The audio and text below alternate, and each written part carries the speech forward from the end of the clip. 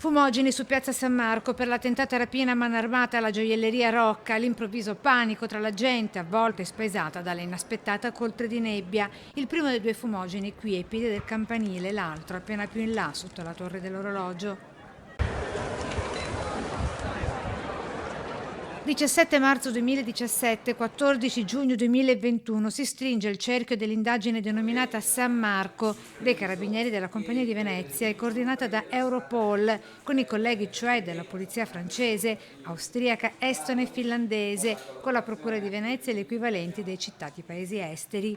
8 le persone arrestate per il tentato colpo di 4 anni fa e per altrettante in tutta Europa messo in atto da una banda estone composta da paramilitari con soldati sbandati e tossicodipendenti. Sono tutti soggetti estoni, soggetti che vanno da un'età di circa 20 anni più giovani, diciamo la manodopera, fino ai 40 anni. Dopo il tentato assalto a Venezia, la banda, con le stesse modalità, aveva agito anche a Bastia in Francia e quindi in Austria, con il conflitto a fuoco a Innsbruck e il ferimento e l'arresto di 3 della banda.